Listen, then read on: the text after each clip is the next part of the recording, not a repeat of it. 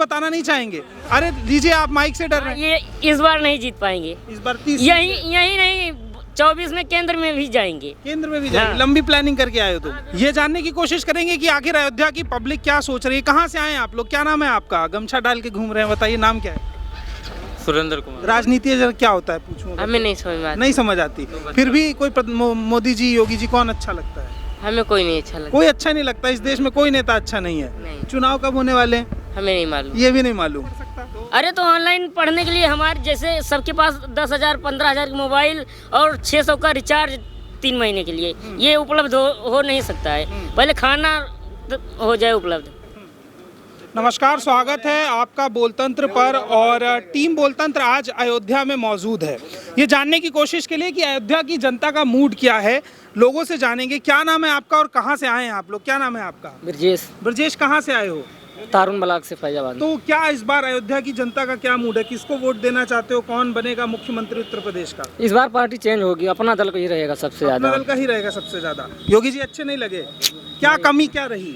कमी क्या, हर चीज पढ़ाई लिखाई देखा जाए तो भी अभी तक साल भर से ज्यादा हो गया, बच्चों का स्कूल नहीं खुला। स्कूल नहीं खुला। नौकरी करते हो? कोई रोजगार है? हाँ, प्राइवेट नौकरी है, 6 महीने से बंद ही है। अच्छा, तो और तमाम लोग हैं हमारे साथ, उनसे जानने की कोशिश करेंगे कि अयोध्या की जनता इस बार क्या सोच रही है, क्या विचार है कि जो पिछली सरकार रही उससे किस बात की नाराजगी है, या नाराजगी नहीं है तो उसके मुद्दे जिनसे आप सहमत हैं। दरअसल मैं तो हूँ प्रयागराज से, यहाँ पर आया हूँ कार्यकर्ता सम्मेलन में। तो जो अभी कार्यकर्ता सम्मेलन में बातें निकल कर आई, निश्चित तौर पर भाजपा के कार्य व्यवहार से, जो उसने चाहे आरक्षण विरोधी कार्य किया, चाहे महंगाई पर डीजल पेट्रोल इतना महंगा हो रहा है। अपने समय में तमाम सारी बातें किया करते थे कि इतना महंगा हो गया, इतना महंगा हो गया, लेकिन आज महंगाई पर कोई अंकुश नहीं है। और आरक्षण विरोधी जो उसका कार्य है, इससे खिन्न है पूरे प्रदेश में लोग। और फैजाबाद में तो पूरी तरह से भी कार्यकर्ता बैठक में पता चल गया कि सब लोग दुखी हैं और निश्चित तौर पर परिवर्तन होगा।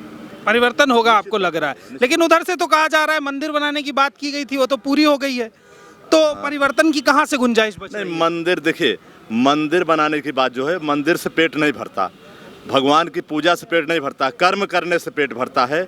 और जब संविधान में सबके लिए बराबर सुनिश्चित की जाएगी व्यवस्था, सबका हक अधिकार सुरक्षित होगा, तब हमारा पेट भरेगा, हमारा सम्मान बढ़ेगा।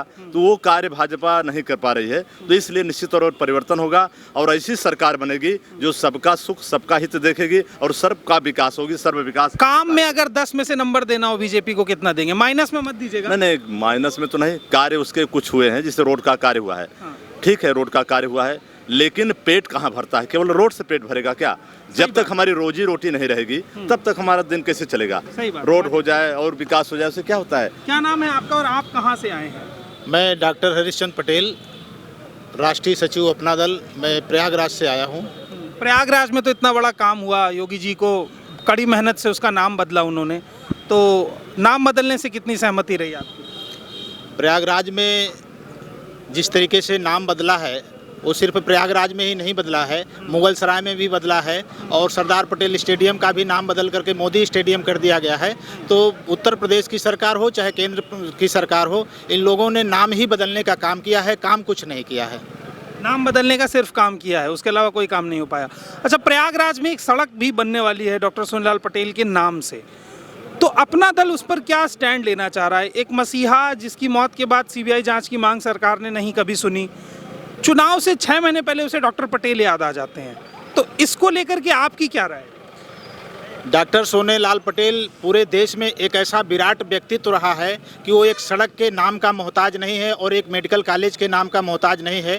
उन्होंने तो जो अयोध्या में मंदिर बनवाई है भारतीय जनता पार्टी की सरकार ने, उन्होंने तो मांग किया था, अपील भी किया था कि यहाँ पर विश्वविद्यालय बनना चाहिए, जहाँ पर हर धर्म, हर जाति वर्ग के लोग पढ़े लिखें, सबको मौका मिले। और आपने देखा है कि यहाँ के मंदिर का एक बड़ा ही पुजारी शंकराचार्य, उसने कह दिया कि दलितों और पिछड़ों के लिए मंदिर में प्रवेश निषेध है। तो ऐसे मंदिर बनने से क्या फ़ायदा है? और फिर हमारे डॉक्टर सोनीलाल पटेल जी ने ऐसे मंदिर की व्यवस्था और ऐसी पाखंडवादी व्यवस्था को लात मारते हुए 5 लाख लोगों के साथ बौद्ध धर्म अपना करके उन्होंने पूरे समाज को समता का पाठ पढ़ाने का काम किया है। तो हम डॉक्टर सोनीलाल के विचारों को लेकर के आगे बढ़ रहे हैं। अपना दल निश्चित रूप से 2022 के विधानसभा चुनाव में सरकार बनाने वाली पार्टी के साथ सत्ता में शामिल होगी और जनता के हित का काम करेगी। वो चाहे किसानों की समस्या हो, चाहे बेरोजगारी की समस्या हो। और जिस तरीके से भारतीय जनता पार्टी ने रेलवे बेच दिया, हवाई अड्डे बेच दिए और बेरोजगारी में देख रहे हैं कि नीट की प्रवेश परीक्षा में आरक्षण नहीं हुआ, अपना दल ने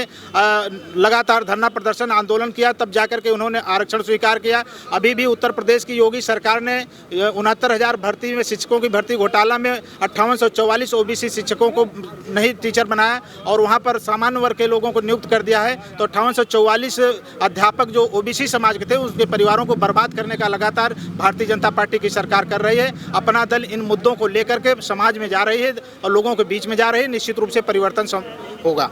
आपका क्या नाम है और कहाँ से आए हैं आप? मैं रामकिशोर पटेल, भारतीय कुर्मी महासभा प्रदेश संगठन सचिव, प्रयागराज से आया हूँ। कुर्मी महासभा का नाम 1990 के बाद से लगभग लोग सुन रहे हैं। कभी कुर्मी क्षत्रिय महासभा होती है, कभी अखंड कुर्मी महासभा होती है, कभी कुर्मी ब्राह्मण हो जाती है, फिर वो सभा टूट जाती है।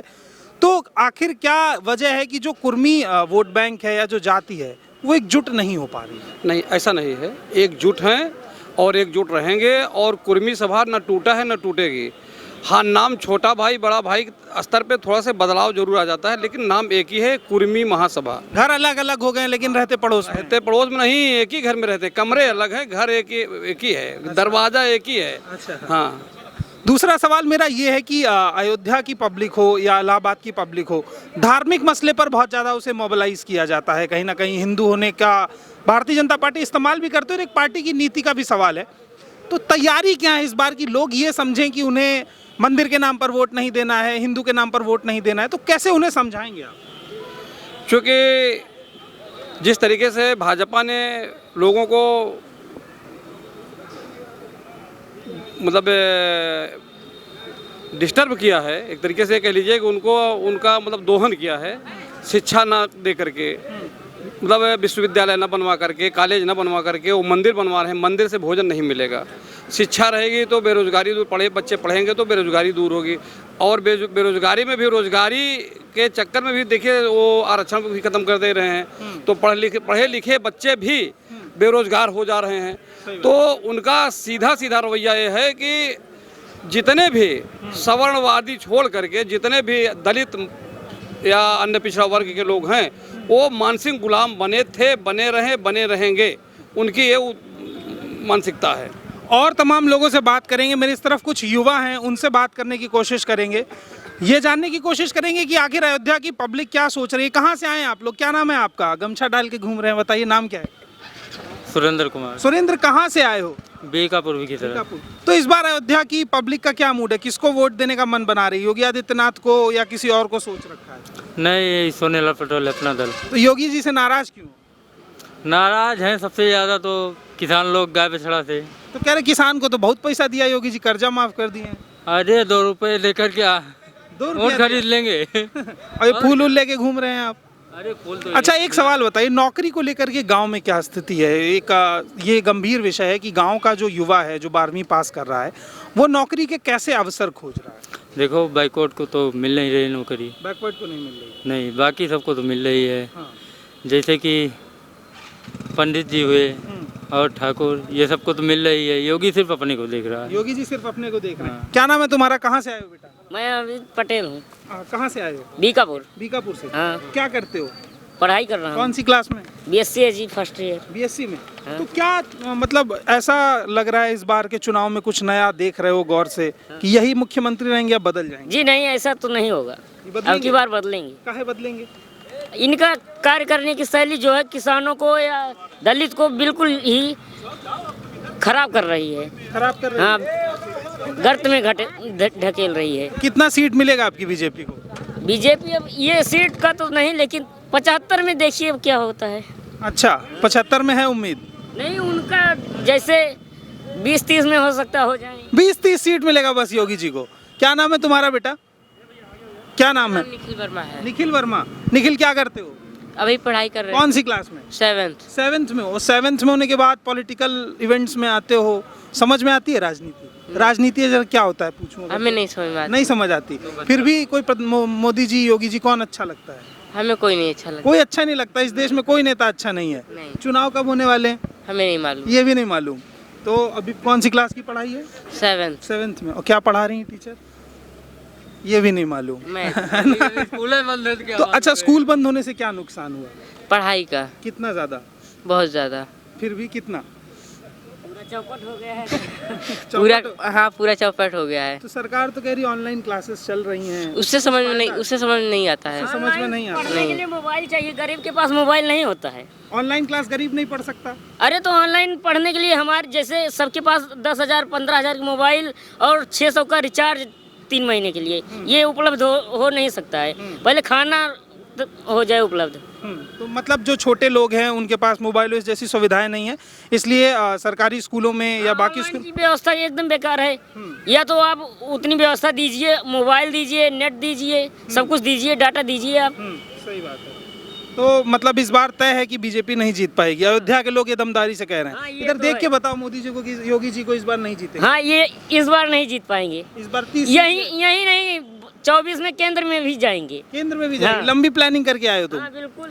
तो अयोध्या की जो पब्लिक है या कहें अयोध्या का जो युवा है, उसकी मानसिकता कहीं ना कहीं इस बार ये कि जो पिछले 4 साल 5 साल का कार्यकाल रहा है उससे वो सहमत नहीं है, चाहे एजुकेशन का मसला हो या फिर पिछड़ों के आरक्षण का मसला हो। कुछ और लोग भी हैं। क्या नाम है आपका, कहाँ से आए हैं? आप बताना नहीं चाहेंगे? अरे लीजिए, आप माइक से डर रहे हैं। तो कुछ लोग ऐसे भी हैं जो ऑन कैमरा बात नहीं करना चाहते, आप करना चाहेंगे जी? क्या नाम है आपका? आशीष वर्मा, आशीष वर्मा। राष्ट्रीय आशीष, उपाध्यक्ष रामरती स्मृति ट्रस्ट। अच्छा। और समाज सेवी है ओके ठीक, आप समाज सेवी हैं जी। तो क्या सेवा करते हैं समाज की?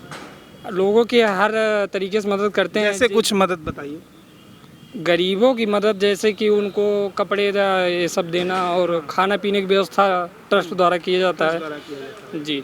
ठीक है, मेरा सवाल ये आशीष, क्या उम्र है आपकी? हमारी उम्र 24 साल। 24 साल। रोजगार के मसले पर जब ये युवा जो है अयोध्या का खासकर, वो क्या सोच रहा है और वोट देने को वो किस तरफ जाना चाहता है? वोट की बात रही तो अब की बार सरकार बदलनी तय है और 2022 में हमारी पूर्ण कोशिश है कि अब बहन पल्लवी जी मुख्यमंत्री बनेगी, ये हमने प्रण कर लिया है और अब आने वाला समय बताएगा। लेकिन रही बात, हम लास्ट कहेंगे कि अब की बार मुख्यमंत्री बहन पल्लवी दीदी ही होंगी, ये हमारा प्रण है। तो आखिरी मसला मैं यही कहना चाहूँगी, अयोध्या जो कि इस पूरे देश में एक धर्म की धुरी है, जहाँ से 22 की सरकार बनाने की बीजेपी प्लानिंग कर रही है, 19 की सरकार अयोध्या के मसले पर बनी, 17 की सरकार भी अयोध्या के मसले पर बनी। तो अगर उस अयोध्या की आबादी कहीं ना कहीं ये मन बना चुकी है कि वो योगी सरकार के खिलाफ है, चाहे वो आरक्षण की नीति हो या सरकारी स्कूलों की व्यवस्था हो, तो ये बात लगभग तय है कि भारतीय जनता पार्टी को उत्तर प्रदेश में 10 से 12 सीटों का नुकसान तो उठाना ही पड़ेगा। आगे की स्थिति जानने के लिए चुनावी यात्रा जारी रहेगी। अयोध्या के बाद हम कुशीनगर पहुंचेंगे और वहां के हालात आपको बताएंगे। तब तक के लिए बोलतंत्र को देखते रहिए और बाकी अपडेट्स के लिए हमें सब्सक्राइब भी करिए।